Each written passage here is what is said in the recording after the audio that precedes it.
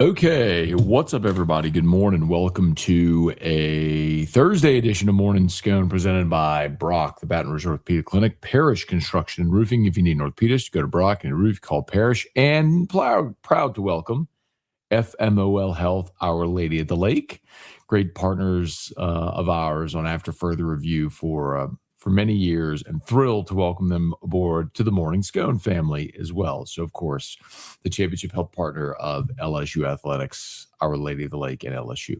Unique physique, unique aesthetics and wellness, Restored Motions, restoredmotions.com, Boatcock Brothers Premium Cigars, code MAT15, MAT15, MAT15, 15% off your order. Okay, good morning, everybody. LSU monster recruiting day, 3 commits in one day. So LSU just a couple of weeks ago had 4 commits for the class of 2027. And now all of a sudden they have just exploded. They have 13 commitments now for the class of 2027. The 3 players that LSU added on Wednesday, Chris Whitehead would be the headliner among them. He's a 5-star edge. He is now the second highest ranked player in the class behind only Ahmad Hudson.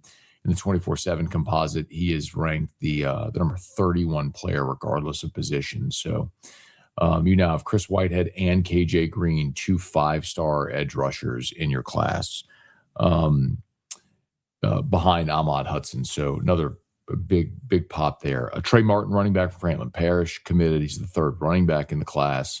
And then, not to be outdone, little brother Isaiah Whitehead, Chris Whitehead's younger brother, who's an offensive lineman for 2028, committed. Now, it's a long way to go between now and 2028, but you have a guy that's 6'4", 325 pounds as a rising junior, meaning he's in the summer between his sophomore and his junior season. So very clearly a prospect they're going to keep an eye on, and you probably don't have to worry about because his brother's here, and if their intent is to play together, they'll have the opportunity, and that's pretty cool. So 3 more commits for LSU. They're up to 13 now in the class of 2027, including 2 5-star edge rushers. You got Ahmad Hudson. You got 3 running backs in the class. You finally popped a couple of offensive linemen. So Lane Kiffin building that 2027 class. And also College World Series final is set. So one of the things, there were 2 things I wanted. I was cheering against the SEC, and I wanted Georgia not to break LSU's home run record. Well, Oklahoma put it on Georgia last night to advance to the College World Series final. So Oklahoma against North Carolina, who beat West Virginia. That's your CWS final. And man, Oklahoma is scorching hot right now. I'm not sure that I would bet against them. And it's so interesting. Skip Johnson has the reputation of being a great pitching coach, a pitching guru throughout his career, which of course is earned. But this is, and they have pitched it well in Omaha. They do the postseason, but the change for them really has been how aggressive they've become offensively. So if you look at the series, North Carolina is a minus 190 favorite, Oklahoma a plus 155 underdog. But man, I like Oklahoma, man. I mean, I wouldn't bet against them right now. So, okay, please smash the like button, subscribe to the channel, Facebook, like the page, share the post. So glad to have you aboard with us here. We'll say some good mornings. Tiger Poppy, good morning. Hey, Patrick, good morning. Been a while. Got so used to 6:45 start times. My apologies for being away. No worries, man. Hope you're well. We're great. Thank you, man. No worries. Hey, Patrick, you know where to find us, man. Whenever you can be here, we'll be here. So, just for the summer months, Drew, we're getting him up and getting him to camp. So just a little later, starting about 30 minutes later. So starting about 7:15 Central Time. Now, we are taking Drew to the doctor this morning, but still our start time, finish time is all the same today. Jacob, good morning. Alan, good morning. Brad, can you explain how does the supplemental draft work? Yeah, so any team that wants to put in a bid on a player, you effectively offer whatever corresponding pick in the next year's draft you would give up. So, for example, in a closed bid, let's say the Saints think that Brendan Sorsby is worth a 7th rounder. They could submit a 7th round pick for Sorsby. And then the NFL will look at all the submissions, and whoever offered the most, the highest pick, gets the player. and they get the player, but they forfeit that pick for the next year's draft. So let's say the Cardinals offer a second round for Sorsby, and that's the highest draft pick that anyone offered. Well, the Cardinals would get Brendan Sorsby, but they would give up their second round pick in next year's draft for it. So it's rare. Remember, Terrell Pryor was in the supplemental draft back in 2011. So it does happen. It's rare, but it'll be fascinating. Like I almost look at it like take a flyer. I mean, you got a day 3 pick you wouldn't mind parting ways with if you can get a quarterback like Sorsby. Okay. And maybe you get him, maybe you don't. Maybe someone offers a better pick, but that's how that'll go down. Hey, RSP, good morning. Thomas, good morning, day 7. Bubba, good morning. Brian, good morning from OKC. LSU's record stands. You need to see the new Bud Light commercial with Shane Gillis. It has LSU involved. Is it the tailgating one? Like when he's on the safari, the tailgate? I have seen that one. That was last year. It was pretty funny. We sometimes RV. Good morning. Happy almost Friday. Patrick, remember morning Scone as well. Woke up on the right side of the dirt. Amen to that. Yeah, man. I'm as I understand, Tigers are going to host 2 pitchers next week. I'm gonna guess one is Thomas Allen, the righty from Louisiana Tech. I was told they'll also host a lefty. I don't know the name yet. If I get it, I'll share it with you. But 2 pitchers committed already, hosting 2 next week. We'll see how it goes. Thomas Allen from Louisiana Tech is going to be challenging. Oklahoma, I'm told, kind of is in the lead right now. And they've got a healthy offer, and the guy's like a big duck hunter, and so that's a big part of it, of his recruitment as well. And I think like Skip Johnson is a big duck hunter too, and so they're kind of hooking him up with duck hunting opportunities or whatever. Anyway, point is like I think Oklahoma kind of has the lead right now, but that'd be a big one if you can get him. So we'll see. Nola Rocks. Do commits even matter this early? How many typically make it to the roster before flipping? Are there any guarantees they stay committed? Otherwise, what's the point? So I think you could either call it cynicism or skepticism. Either way, you're right to be skeptical. But my point is, I would rather have the commit than not have the commit. You say, does it matter this early? Well, do you want to try to do all the work the week of signing day? I mean, you have to have some hay in the barn, so to speak. And I think maybe the more interesting part of it also, as we continue discussing, is what this is revealing about what it's revealing about how they want to build this roster, right? You're seeing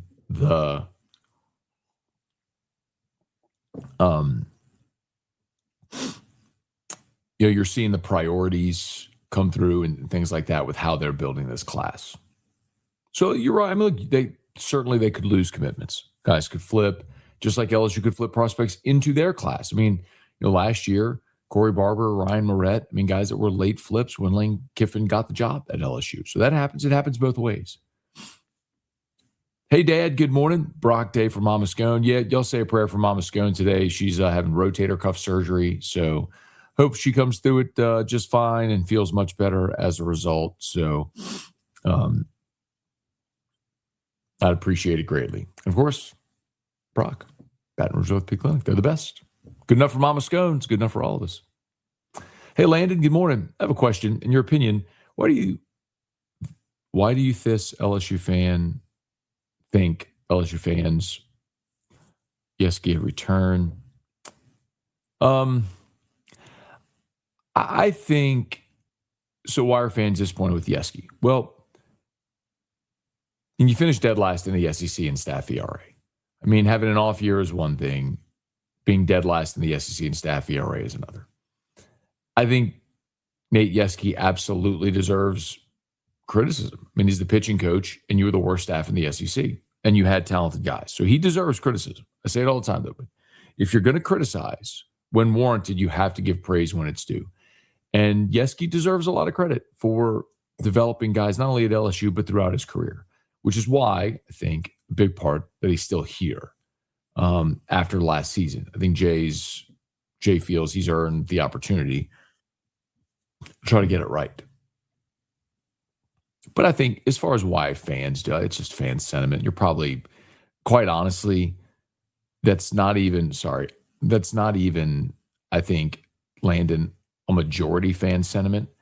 But if you're reading Twitter or message boards or whatever, you're talking about such a small, consolidated part of the fan base. I know it may not seem like that if you're there every day, but like, how many tens or hundreds of millions of LSU fans are there? And if you go to like Twitter and you see 10 or 20 comments, it may feel like everyone's crapping on him, but it's 10 or 20 people.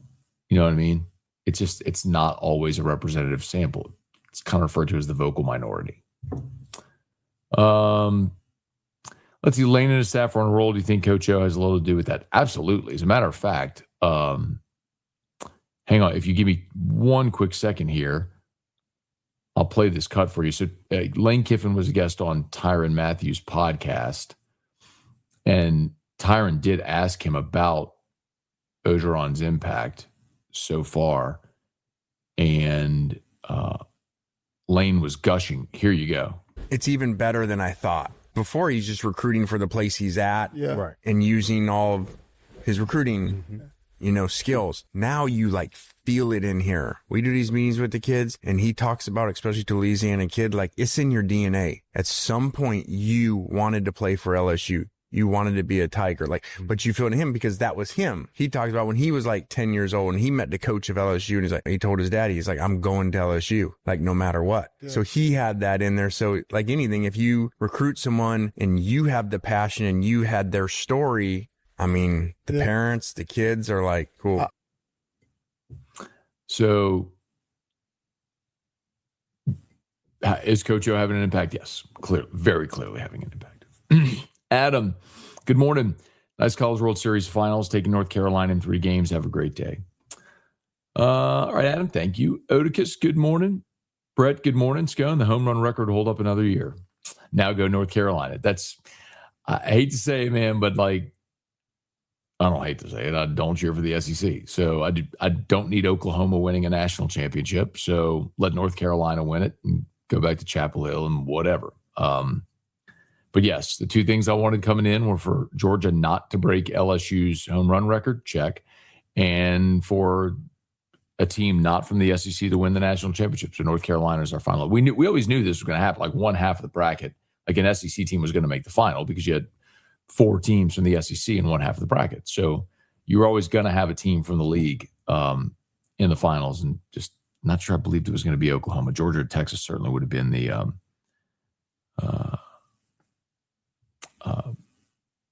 betting favorite there. Hey, Singer, good morning. Thanks, Oklahoma, for taking out Georgia so LSU keeps the home run record. I'm glad so many of y'all agree. Dalen, what's up? What's the eligibility left for Clark and Longstreet? Yeah.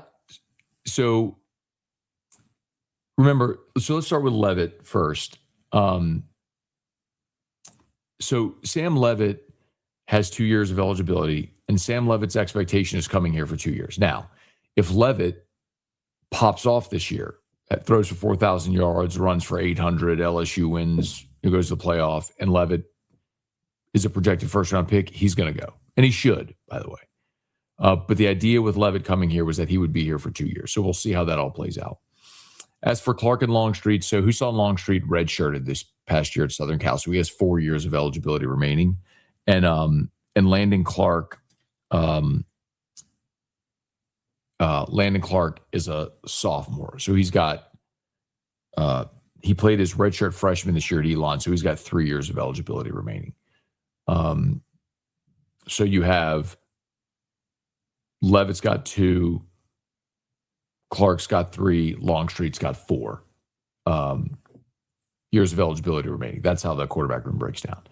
And then you mentioned Pop Houston coming in. Again, like I just don't think, look at Lane Kiffin's history. he's not looking to play a freshman high school quarterback, not in the portal era. Like, he inherited Matt Corral, and then from there they went to Dart, who was a transfer, and then from there, obviously it was Chambliss this past year, and it's because their starter got hurt, but they still weren't playing a freshman. So hard to imagine, Houston not at least sitting and waiting, a year. I think would be interesting is if Levitt stays for 2 years and either Clark or Longstreet leaves, what becomes the next domino after that? Because then you're going to add to the class as well, right? Hey, Dave, good morning. Knob Creek 15-year cap. Okay, very good, very good. Thomas, morning. Sounds like Barry and I think the other kid's named Jones from Wisconsin. Well, what's happening with Durham? He went in the portal, opted to come back. Yeah, man. I mean, Caden Durham was out there in spring and mostly took third-team reps. I mean, I think Harlan Berry and Dylan Jones emerged as the guys that are going to be the ones that they primarily lean on. I'm telling you, it was just like went through all the spring practice updates. It just was not a great spring for the offense. And running backs were part of that. And Dylan Jones was the most impressive. And Harlan Berry, I think, has the biggest upside. So, and they paid him the most money. So I think those two are really going to be your guys. Parish Construction and Roofing. At Parish, we've got you covered. From the top of your roof, all the way down. Parish Construction and Roofing. Parish built. Parish built. Parish built. From your hometown. ParishBuilt.com. All right. Parish Construction and Roofing. Hey, remember, there was the tropical storm, first named storm of the season came through last night. Had any issues with your roof, we'd be honored to help you out. ParishBuilt.com, ParishBuilt.com. Do business with someone you know. Parish Construction and Roofing, ParishBuilt.com. As always, shout out to Brock, the Baton Rouge Orthopedic Clinic. Mama Scone's having her rotator cuff surgery there today. Mimi, Erica's mom, was overseeing Dr. Etheridge for her hip earlier this week. You need an orthopedist. They're the best. And we're proud to welcome FMOL Health, Our Lady of the Lake, to Morning Scone. Championship health partner of LSU Athletics. They've been great partners of LSU and, of course, of ours over at AFR for several years. And thrilled to welcome them to the Morning Scone family as well. Unique physique, unique aesthetics, and wellness. Restored Motions, restoredmotions.com, and Bocock Brothers Premium Cigars. Remember, y'all, Father's Day is Sunday. If you haven't gotten Dad anything, find premium cigar from Bocock or a box of the Bocock Brothers cigars. Great option for Dad. Sorry, that was unintentional. Dale. Code Matt15 for 15% off your order. Hey, Ron, good morning. Jim, good morning. Turns out the dogs really don't like a big yard. Who knew? Hey, Colton, good morning. Thank you for the content. Which scenario is more likely? Kiffin wins a natty in the next 2 years and gets poached within 5, or same scenario, but stays with LSU for 10. Yeah, I don't think Lane Kiffin is leaving for another college job. I think Lane Kiffin would leave LSU for an NFL job. And that should make a lot of sense. Especially with the shift that college football has made to more of an NFL model, GM, that whole stuff. And it's the one itch, no doubt, that Kiffin would want to scratch, considering it's the place he failed in the NFL. So to give that another go, I think, is something if you made me bet, I bet he would leave LSU for the NFL at some point. Now, my hope is he stays 4, 5, 6, 10 years, whatever, wins a or multiple championships before he goes. But I think it's right to look at Kiffin's history and that he's transient and looks for a new option, a new challenge. So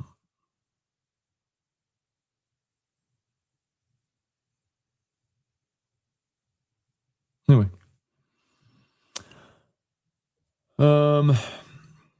Jeremy Weiss, morning, Matt. I like Lane's approach to paying defensive line. I always think of the 2000 Saints team who led the NFL in sacks, had the best secondary, lost half the defensive line, had same second next year, ranked 28th. I know I've explained it before, but hang on one second.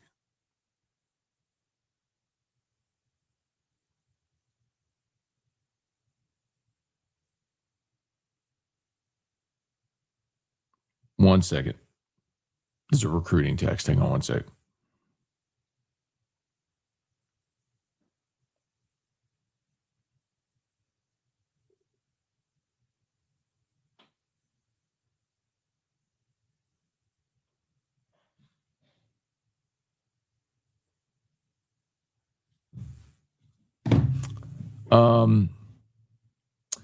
The way that it's been explained to me with this staff, the way they see it is in college, is how thoughtful, this is how much they think about all this stuff. So their analytics show that college quarterbacks are not as accurate when pressured. So like in the NFL, you need to have great cover corners and great pass rushers. But NFL quarterbacks are so elite, they can throw in the tight windows even on the run or when they're pressured. The great ones, right? In college, you're still talking about college athletes, college quarterbacks. So they're not as likely to make an accurate throw when pressured. So their point is it's less important to have the elite cover corner and more important to make the quarterback uncomfortable and move him off his spot.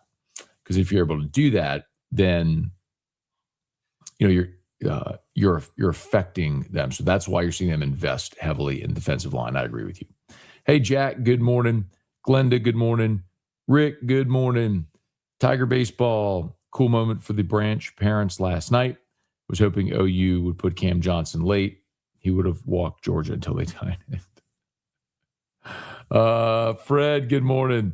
Emmy Poo's back watching again. Said I'm going to subscribe. Well, thank you, Emmy Poo. Appreciate that. Please subscribe. Watch along. We appreciate you for being there. Thanks, Fred. Have a great day, man. Hey, Phil, good morning. Let's see.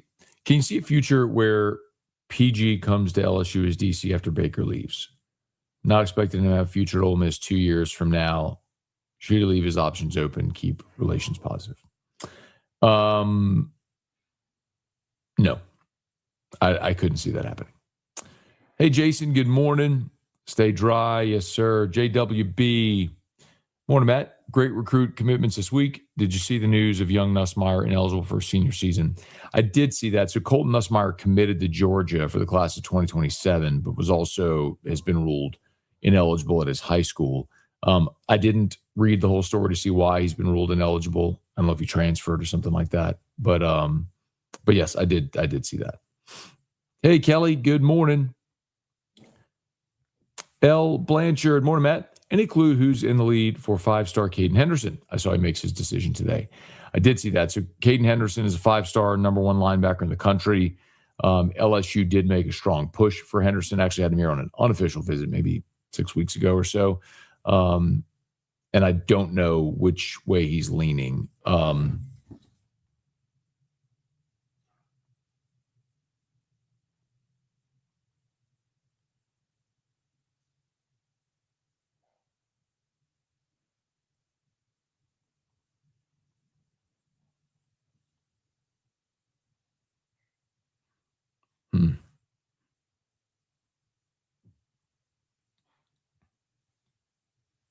Okay. Trying to.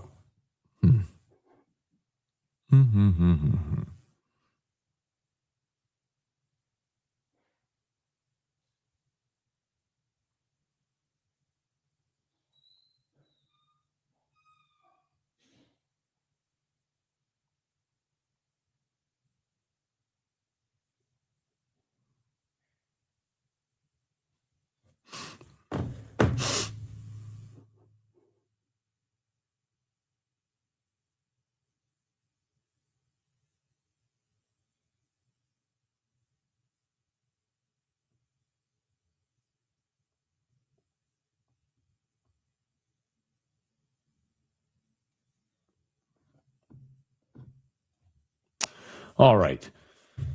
Phil, prayers for your mom's surgery goes well. Thank you so much. I appreciate it. I'm sure it'll be great. Thank you. Michael, good morning. Found out I live just outside the world's most obese city, Little Rock. Small victories bring number one happy. David, good morning. Getting hammered in Avoyles Parish. Man, thankfully we're not raining here in Baton Rouge, but man, everybody be safe out there if you are. I know there was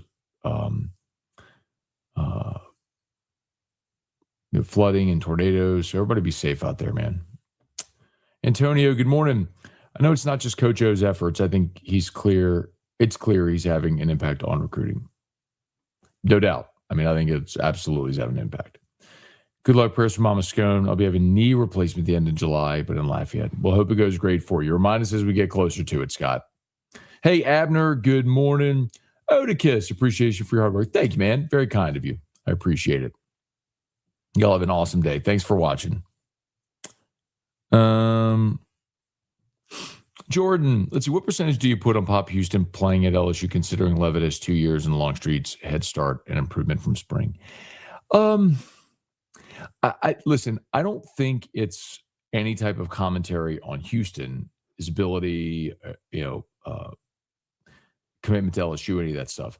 I just think you look historically and guys don't stay, right? It's Nussmeier sort of became the outlier. The last quarterback to start at LSU as a signee and finish his eligibility at LSU were Jarrett Lee and Jordan Jefferson, right? So just really in this era, it's just an outlier to find guys that stay. So you got to sign quarterbacks, and you hope they do, and they stay and grow and develop, and they play great. And I hope he does. He's a Louisiana kid, and he committed early, and has stayed committed. Has been a great recruiter for this class. You're a really talented young guy. I could see a world where if Levitt plays 2 years and if they bring in a transfer who wins the job, do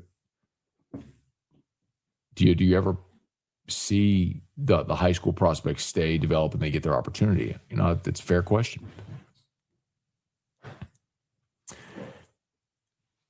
Let's see. Creed, good morning. What? Like 8? Huh? No, I have 1 minute left in the show. Stopping at 7:40. Yep. Okay. I don't know why everyone's freaking out about this season. It seems we only win the College World Series in odd number of years. We did win at 96 and 2000. Hey, Bobby, good morning. Rocky, good morning. Glad George is out. There you go, Thomas. Yes, sir. DJ, good morning. Good to go on the best bank. Love that. Okay, y'all, I really do have to get going. Danny, thank you so much. Highly recommend Parrish. Great business, professional work. Appreciate that, Danny. Thank you so much for the cosign. Hey, look, all of our great sponsors are linked in the description on YouTube, and we get them on podcast as well. So if you're on YouTube, please subscribe, like the page, share the post, all that stuff on Facebook. And Locked On LSU is live, AFR 3, and I am going to get you a bonus Locked On today as well. Y'all have a great day. See you. Peace.